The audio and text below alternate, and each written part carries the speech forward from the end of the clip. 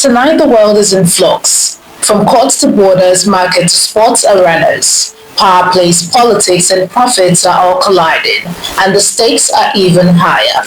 This is the Global News Update on Top Accolade News. The headlines. DeSantis labels Muslim civil rights groups foreign terrorist organizations in Florida. Honduras seeks arrest of ex-President Hernandez following U.S. pardon. Trump unveils $12 billion farm aid to cushion trade war impact. China urges trading partners to reject protectionism. We begin in Florida.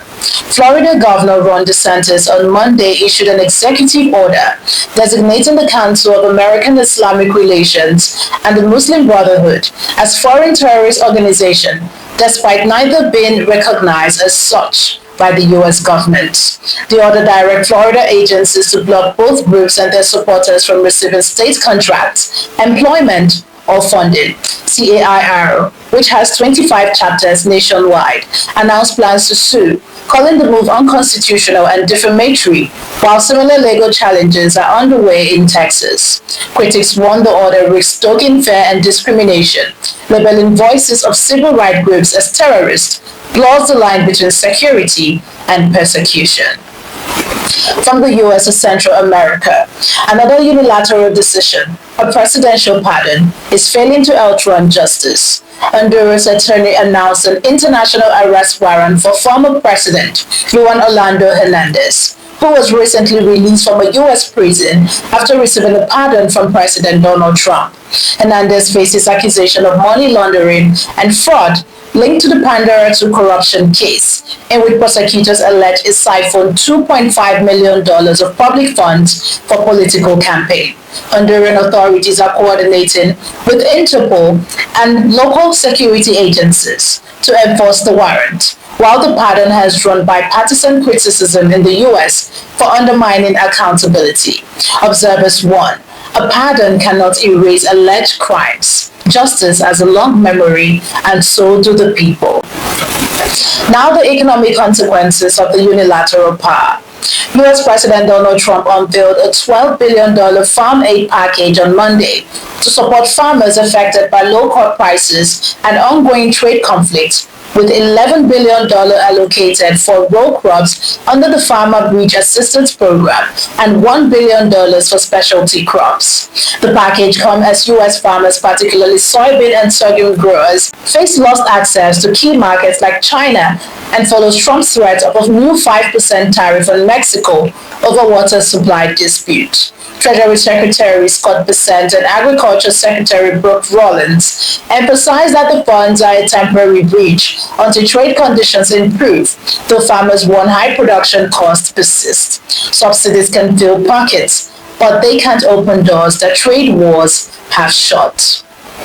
The world's export superpower is calling for an end to protectionism. China's Premier Li Qiang called on global trading partners to oppose rising protectionism following the announcement of a record $1 trillion trade surplus driven by exports to non-U.S. markets. Speaking at the 1+10 dialogue in Beijing, Li urged institutions including the IMF, World Bank, and WTO to strengthen global governance as tariff proliferates worldwide, while signaling China's reluctance to shift away from its export-driven economic model. Analysts warn that without major domestic reform, protectionist measures elsewhere may intensify. You're watching the Global News Update on Top Accolade News. Do stay with us. Still to come.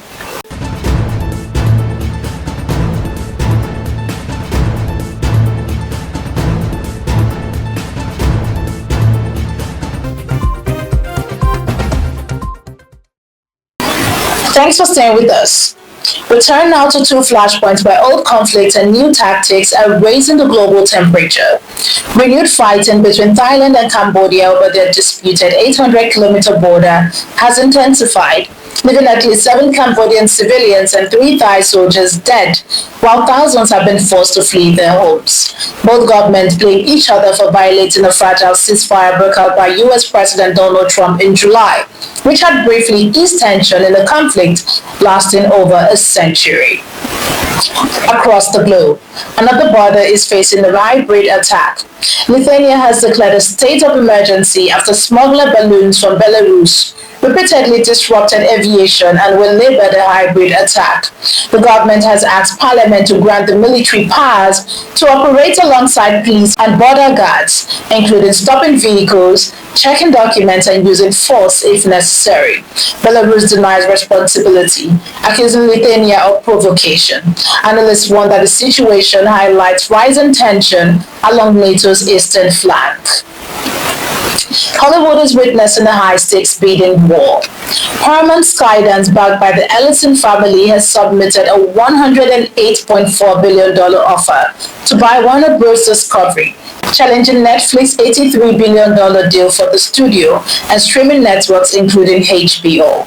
Paramount claims its proposal delivers more cash to shareholders and a higher chance of regulatory approval, while Warner Bros. Has said it will review the offer within 10 business days, but is not changing its recommendation for Netflix. The competing bid have drawn attention due to potential antitrust concerns, the ensign's ties to President Trump, and the future of traditional networks. And finally, in sports, Miami Heat guard Terry Rozier pleaded not guilty in Brooklyn federal court to charges of wire fraud and money laundering conspiracy linked to a scheme that allegedly rigged bets on NBA games from 2022 to 2024.